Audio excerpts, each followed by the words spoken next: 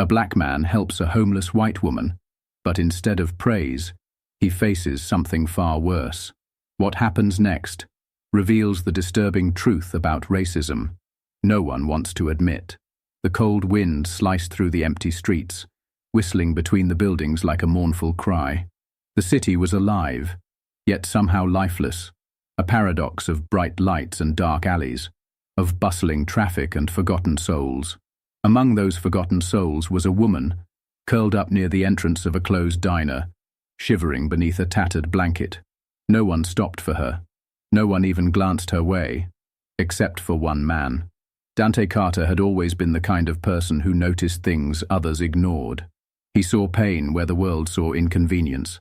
As he walked home from a long shift at the community center, his breath visible in the frigid air, he spotted the woman and hesitated.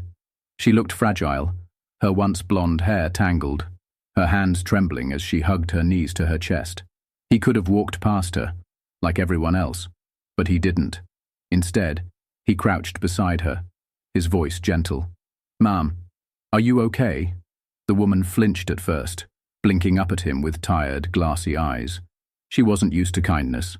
Most people either ignored her or looked at her with disgust, but Dante's eyes held neither, only warmth. I'm fine," she croaked, though her cracked lips and sunken cheeks told another story. Dante pulled off his scarf and wrapped it around her shoulders, his own body instantly hit by the sharp cold. "You don't look fine," he said softly. "Let me get you something warm to eat." Tears welled up in her eyes. It had been so long since someone had spoken to her like she was human. She managed a weak nod, and Dante helped her to her feet. Little did he know, kindness had a price he was about to pay in ways he never could have imagined. Dante guided the woman, who barely had the strength to walk, toward a nearby cafe. The warm glow from inside painted a stark contrast against the cold city streets. As he opened the door, the scent of fresh coffee and baked goods wrapped around them like a comforting embrace. Heads turned the moment they stepped inside.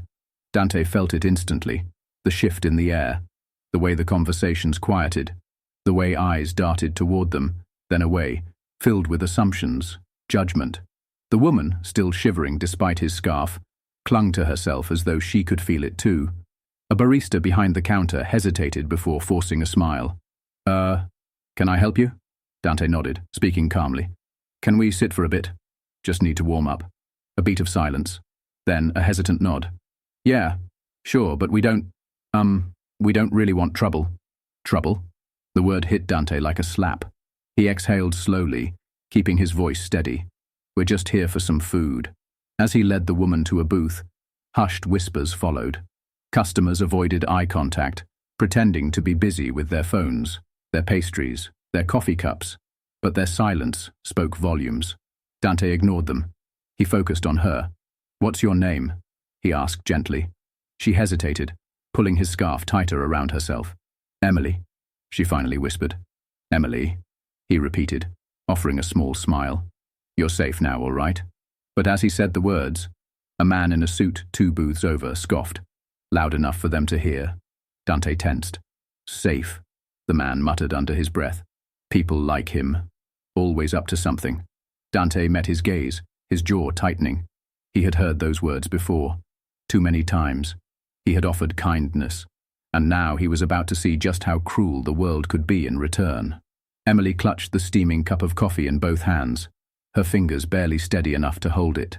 The warmth seeped into her skin, but it couldn't erase the tension thickening around them. Dante had spent his life walking into rooms and feeling the weight of other people's assumptions pressing down on him. This moment was no different. The man in the suit, middle-aged, salt and pepper hair, the type who probably never questioned his own comfort, leaned back in his chair, stirring his coffee with slow, deliberate circles. His gaze never left Dante.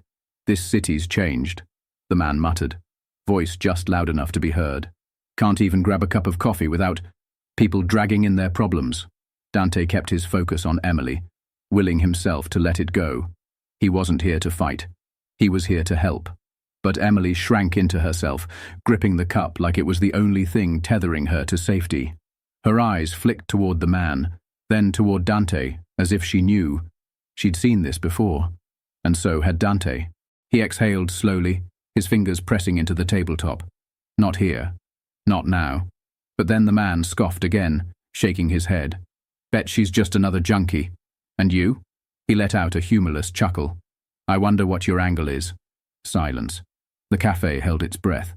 Dante's grip on his spoon tightened. This is what they always did. Assume. Judge. Reduce a person down to their worst possibility. His heartbeat pounded in his ears. He could feel Emily's shame radiating off her, a deep-rooted kind that had been carved into her over time. And that's when he realized. This wasn't just about him anymore. He turned, his eyes locking onto the man's. What did you say? His voice was calm, but there was an edge to it now, the kind of edge that made people listen. The man smirked.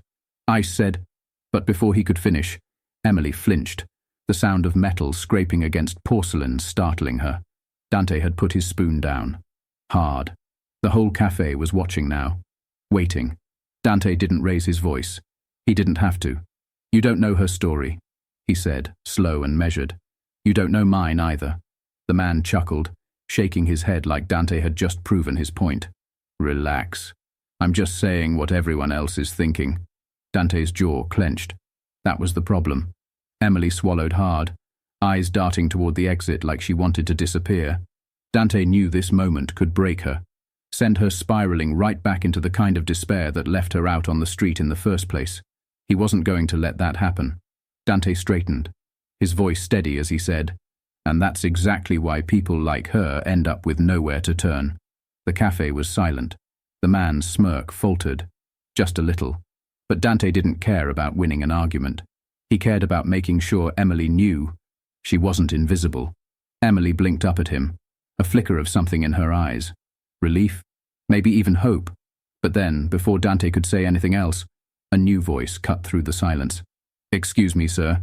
Dante turned. A cafe employee. Young. Nervous. The kid shifted awkwardly. I think it's best if you both left.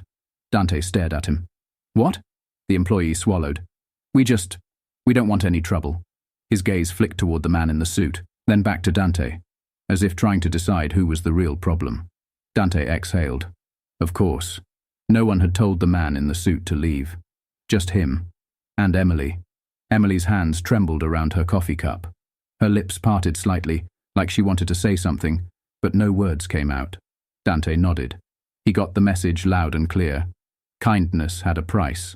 And tonight, it was costing him more than he'd ever expected. Dante let the words hang in the air. We don't want any trouble. His fingers curled into a fist beneath the table. He had done nothing wrong. Neither had Emily. And yet, they were the ones being asked to leave, while the man in the suit still sipped his coffee in comfort. Emily's breath quickened. Her hands gripped the coffee cup so tightly, he thought it might shatter. This wasn't just about tonight for her. This was years of being unseen, unwanted, discarded. She was ready to run. She had spent her life being told she was the problem. And now, it was happening again. Dante saw it, the moment her shoulders curled inward, the way her head dipped in shame. She was about to apologize, to accept the blame that was never hers to carry. Not this time. Dante stood, his chair scraping against the floor. No. His voice was calm, but it cut through the silence like a blade. The employee's face paled. Sir, please. No, Dante repeated, leveling his gaze at the man in the suit. He disrespected her. He caused the problem. And you're letting him stay. The kid hesitated, eyes darting toward the suited man, who was now smirking. Look, buddy, the man scoffed. You're making a scene. This is why places like this don't want your kind hanging around. A few gasps rippled through the cafe. Someone muttered, Jesus Christ. Another turned away, as if pretending none of this was happening would make it go away. Emily inhaled sharply. Dante's muscles tensed, but he didn't give the man the satisfaction of anger. He didn't lash out, because that's what people like him expected. Instead, he turned to the employee, his voice sharp and deliberate. Is this how you treat people here? You let him say something like that, and we are the ones who have to go? The employee shifted nervously. I don't. You do, Dante interrupted. You made a choice the second you asked us to leave instead of him. More murmurs. Some of the other patrons shifted uncomfortably. A woman near the counter whispered to a friend, "He's right." But the damage was done. Emily pushed away from the table, her face pale. "Dante, let's just go." Dante turned to her. Her eyes were pleading. "Please, don't fight. Not for me. I'm not worth it." And that was the worst part. She truly believed that. His jaw clenched. Every fiber of his being wanted to stay, to make them see what they were doing. But Emily, she was crumbling in front of him, and if he pushed too hard, she might never recover. So he swallowed his anger and nodded. For her. He turned to the employee one last time. "You just showed everyone exactly who you are." And with that, he helped Emily to her feet, wrapped his arm around her shoulders, and walked toward the door. As they stepped outside into the cold, the weight of the night settled over them, and behind them the cafe door shut, not just against the wind, but against the ugly truth no one inside wanted to face. The night air bit at Dante's skin as he and Emily stepped onto the sidewalk. The city hummed around them, cars whooshing past, neon signs flickering in the distance. But to Dante, everything felt muted. The injustice of what had just happened pressed down on him, heavy and suffocating. Emily walked beside him, her head bowed, her steps slow and uncertain. She hadn't said a word since they left. Dante wanted to speak, to tell her it wasn't her fault, that she wasn't the problem. But what good were words when the world had spent years convincing her otherwise? A few blocks later, she suddenly stopped. "I'm sorry," she whispered. Dante turned, his brows furrowing. "Sorry? Emily, you have nothing to apologize for." She let out a shaky breath, hugging herself. "I shouldn't have gone in there. I should have known better." His heart clenched. "Don't say that." She looked up at him, her eyes brimming with something raw. "But it's true, isn't it? People like me, people like you, we're never the ones welcome. No matter how kind we are, no matter what we do, they always find a way to remind us that we don't belong." Dante's hands balled into fists. He had spent his life fighting against that reality, trying to prove it wrong. But tonight it felt like she was right. A gust of wind sent a shiver down Emily's spine. She looked so small in his scarf, her frame swallowed by it. Without a second thought, Dante took off his coat and draped it over her shoulders. She stiffened. "No, I can't." "You can," he said firmly. "And you will." She stared at him, eyes glassy. "Why do you care so much?" Dante exhaled, running a hand down his face. "Because I know what it's like to be written off before you even open your mouth. To have to fight just to exist. And because—" he hesitated, his voice dropping. "Because someone once helped me when I thought I didn't deserve it." Emily swallowed hard. "What happened?" Dante hesitated. He hadn't spoken about it in years. But as he looked at Emily, this broken woman who was inches from giving up on herself, he knew she needed to hear it. "When I was a kid," he started slowly, "my mom and I were evicted from our apartment. I was too young to understand why, but I remember sleeping in a shelter, wondering if life was always going to feel like we were standing outside in the cold, looking in through a window at everyone else." Emily blinked, her lips parting slightly. Dante smiled bitterly. "One night, a stranger, an older man who volunteered at the shelter, found me sitting alone. I was angry. I told him it wasn't fair that people could just decide we didn't belong. You know what he told me?"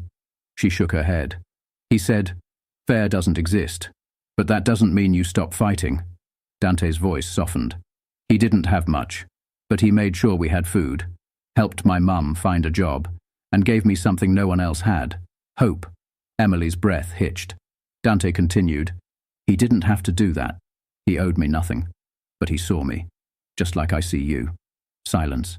Emily wiped at her face quickly, looking away. But her voice, when she spoke, was barely above a whisper. "No one's ever seen me before." Dante felt his throat tighten. "They do now," he said. For the first time that night she met his gaze, really met it, and in her eyes, something flickered, something fragile, but real. Hope. And Dante knew in that moment that this wasn't over. He wasn't just going to help Emily survive the night. He was going to help her reclaim her life, and maybe, just maybe, prove that kindness wasn't a weakness, It was a revolution waiting to happen. The night was still biting, but something had shifted.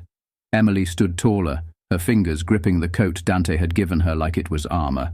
The world had tried to crush her, to convince her she didn't matter. But tonight, someone had fought for her, and for the first time in a long time, she felt something unfamiliar. Worth. Dante saw it too, the tiny spark of resilience that had been buried beneath years of pain. She just needed a chance. But survival wasn't enough. He wanted more for her. "We're not done yet," he said, his voice steady. "Come on." Emily frowned. "Where are we going?" "Somewhere safe." She hesitated, glancing back toward the cafe they had been thrown out of. The memories of the night still clung to her like smoke. I don't want to be a burden." Dante exhaled sharply. "Emily, listen to me. You are not a burden. You are a person who deserves better than this." She bit her lip. "And where exactly is better?" He didn't answer immediately. Instead, he pulled out his phone and made a call. "Hey, Sam." "Yeah, it's me. I need a favor." Emily watched him, her brows knitting together in uncertainty. Minutes later, a car pulled up, its headlights cutting through the night. A woman in her 40s stepped out, her short curls bouncing as she moved toward them. Her expression was warm but firm, the kind of person who had spent her life fighting for others. "Dante," she said, shaking her head with a knowing smile. "Always bringing me another lost soul." Dante smirked. "It's what I do." Sam turned to Emily, her gaze gentle. "Hey there, sweetheart. My name's Sam. I run a shelter just a few blocks from here, one that actually gives a damn about the people inside." Emily looked between them, hesitant. "A shelter? A real one?" Dante reassured her. "Not just a place to crash for the night. They help with jobs, housing, counseling, whatever you need." Emily's throat bobbed as she swallowed. "Why would you do this? You don't even know me." Sam chuckled. "Honey, I know enough. You're tired, you're hurting, and you need a place to start over. That's all I need to know." Emily's lips trembled. She turned to Dante, her eyes brimming with emotion. "You really think I can start over?" Dante smiled. "I don't think it. I know it." A long silence stretched between them. And then, Emily nodded. "Okay," she whispered. Sam opened the car door, motioning for her to get in. Emily hesitated for only a moment before stepping forward. But before she got in, she turned back to Dante. I don't know how to thank you." Dante shook his head. "You don't have to." Her eyes shimmered. "I'll see you again." His smile was soft but certain. "Count on it." She nodded, climbed into the car, and with one final glance back at Dante, the door shut. As Sam drove off, Dante stood on the sidewalk, watching until the taillights disappeared into the night. His hands slipped into his pockets, the weight of the night pressing down on him. But this wasn't the end. This was just the beginning. Dante stood there long after the car disappeared into the night, his breath curling in the cold air. He should have felt relieved. Emily was safe. She had a second chance. But deep in his gut, a storm still raged. Tonight had proven something he had always known, but never stopped hoping would change. No matter how kind, how decent, how human he was, some people would only ever see his skin. He turned back toward the cafe. Its neon open sign flickered like a taunt, an ugly reminder that for some, the world inside was warm, and for others, the door was slammed shut. Dante exhaled sharply. He could walk away, move on, forget this night like every other time he had been dismissed, disrespected, dehumanized. But this time, he wasn't letting it slide. His feet carried him forward before his mind even made the decision. As he stepped inside, the hum of quiet conversation filled the air. The man in the suit was gone, but the barista, the one who had asked him to leave, was still behind the counter, wiping down a coffee machine like nothing had happened. A few customers glanced at Dante, their expressions unreadable. He didn't care. He walked straight to the counter. The barista looked up, startled. We're about to close." Dante's jaw tightened. "Then let's not waste time." The barista's throat bobbed as he swallowed. "Look, man, No," Dante interrupted, his voice firm but controlled. "I want you to hear me. Really hear me. Because what you did tonight, that wasn't just wrong. It was dangerous." The cafe was silent now. Conversations had stopped. The weight of his words pressed against every person in the room. "I didn't cause a problem," Dante continued. "I was helping someone. And instead of standing up to the man who disrespected her, who disrespected me, you took the easy way out. You sided with him because it was more comfortable." The barista's hands clenched around the rag he was holding. I didn't mean to." "You didn't mean to what?" Dante pressed, his eyes locking onto the younger man's. "Didn't mean to treat me like a problem. Didn't mean to look at a struggling woman and decide she wasn't worth sitting in this cafe." The barista's lip trembled. He looked down, shame creeping into his expression. I didn't want trouble." Dante let out a slow, humorless chuckle. "You think telling people like me to leave stops trouble? It doesn't. It just shifts it onto the people who already have enough weight on their shoulders." The barista exhaled shakily. He had nothing to say. Dante took a step back, his heart pounding, his voice lower now, but no less powerful. "I don't want an apology," he said. "I want you to think about what happened here tonight. I want you to remember that every time someone walks in that door, you have a choice. To be better. To do better." A long silence stretched between them. And then, the barista, his face pale, his fingers still gripping the counter, nodded. "I hear you," he murmured. Dante studied him for a moment longer, then turned to leave. As he reached the door, an older woman seated near the entrance spoke up. "Thank you." Dante paused, glancing at her. She was in her 60s, with kind but tired eyes. "For what?" he asked. "For saying what needed to be said," she answered. "For standing up when so many of us don't." Dante held her gaze for a moment, then gave a small nod. Without another word, he stepped outside. The cold hit him again, but this time it felt different, lighter. He hadn't changed the world tonight, but maybe, just maybe, he had made someone think twice before closing a door in another person's face. And that was a start. The night stretched on, but something inside Dante felt lighter, not because justice had been served, because it hadn't. The world hadn't suddenly changed.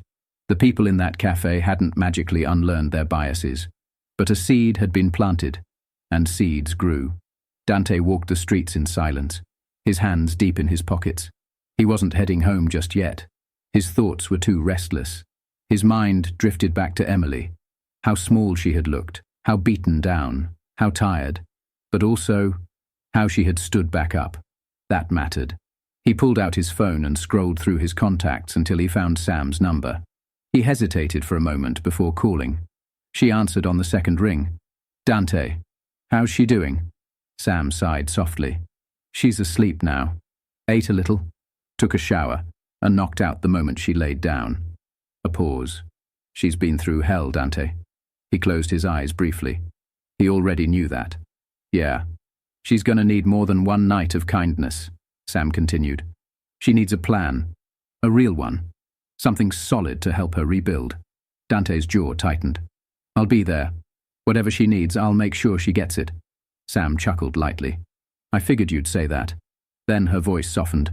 "You've got a good heart, Dante, but you can't fix everything on your own." He exhaled. "I know." "Good," she said. "Then let's do this together." Dante nodded, more to himself than to her. Together. They hung up, and for the first time that night, Dante let himself breathe. This fight wasn't over. It never would be. But he wasn't done fighting. Not for Emily. Not for himself. Not for every person who had ever been cast aside, silenced, told they didn't belong. This wasn't just about one night. This was the beginning of something bigger. Dante turned, heading home at last, his mind already racing with what came next. Because kindness was just the first step. Now it was time to change the world.